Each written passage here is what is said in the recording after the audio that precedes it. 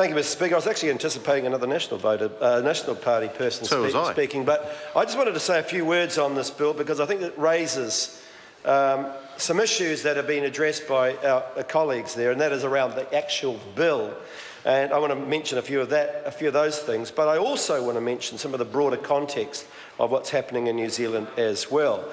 First of all, as has been said up to now, the original legislation has had a profound effect on the number of people who have drowned in swimming pools. It's about 10 per year, down to about 3 per year, and as been pointed out, that is at the same time an increase in our population and an increase in the number of pools that are available. So, in a sense, it's had a very good impact on safety for children, for small children.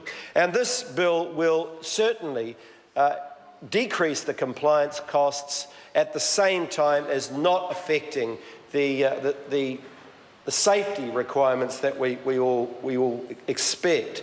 It will also mean that we'll be looking at pools and the fencing of pools as to the performance and the way that they are able to protect kids, as well as ensuring that there are regular checks from council. So, reduces compliance cost, it helps councils to make sure that those pools are fenced properly, and at the same time doesn't diminish any safety procedures. But so there's a bigger issue that I think this debate falls in it as well, and that is, as we move into spring and into summer, we're looking forward to spending more time at the beach. We should reflect on our appalling drowning record in New Zealand. We have one of the highest, if not the highest, in the Western world. And perhaps some people might say, well, that's understandable. We've got a very long coastline, 11,000 kilometres of coastline. We've got 500,000 kilometres of rivers, and we've got more than 4,000 lakes. That's a lot of water, and a lot of people recreating around that water as well. But, sir, that surely means that we have a responsibility as a society, as a community, to make sure that our kids know how to swim well. And so last year we had 105 drownings in New Zealand, as I said, one of the worst in the Western world.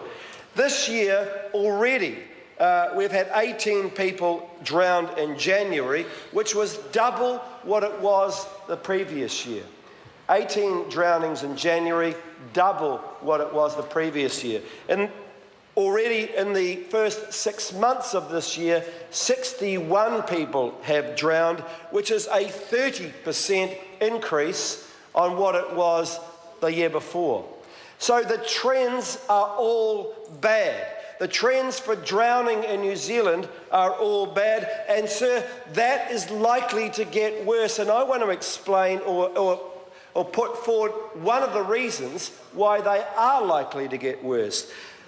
So when I grew up as a kid, our local school had a swimming pool. We all went to swimming lessons 3 days a week. Sometimes it was cold, but we had to have an excuse note if we were not going to swim that day, some medical reason or whatever. There was a huge push for all schools to teach swimming in schools. And that, sir, now is going backwards. We are ending up going in the opposite direction. In the last few years, since 2008, 156 schools that we know of, and there may well be more, 156 schools have closed their swimming pools. That is an extraordinary indictment on where our emphasis is on teaching good water safety. Water Safety New Zealand reports that another 130 schools, in addition to that 156, have got in contact with them to ask if there's any way that it's possible to keep their schools' pools open. Add those two together, close to 300 schools just in the last 7 years who have had to close or are about to close or threaten to close their swimming pools. And what that means, sir, is that a generation of New Zealanders in New Zealand are growing up without that fundamental water safety that we, and certainly I did, took for granted when I was growing up in New Zealand. And that's because the government is not putting the resources and not paying the proper regard to water safety that it should. It's focusing on national standards and reading and arithmetic and everything else that it considers important. Nobody's denying that. But what it's meant is that schools do not have the resources to make sure that their school pools stay open. Schools right now, a year, get about $700 in order to make sure that their schools are up to standard.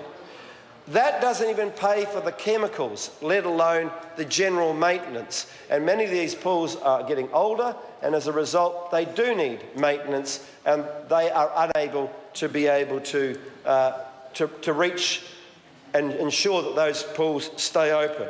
So next week, as I understand it, Jonathan Coleman, the Minister of Sport and Recreation, is going to be announcing a water safety campaign. And sir, if it does not address the issue of schools losing their pools and an entire generation of New Zealanders not able to do the basic swimming strokes and be able to survive in the water, it will be a failure. So I certainly hope that next week we get to hear from this government that they are serious about water safety. They are serious about teaching our kids to swim. They recognise that schools have an important role, and they get in behind schools and make sure that they've got the pools and they've got the backing to ensure that they can run an effective school swimming program as they should, and as we have for a number of generations. We've always put a priority on child swimming safety, and that's what we need to be doing right now. I wasn't closing the member down, just reminding him that there's a bill to speak to. That's right, so sir. if you'd like to confine his last 2 minutes to that, that would be appreciated. And I'll come back to the bill, because the bill says that it wants to reduce the number of people who are drowning.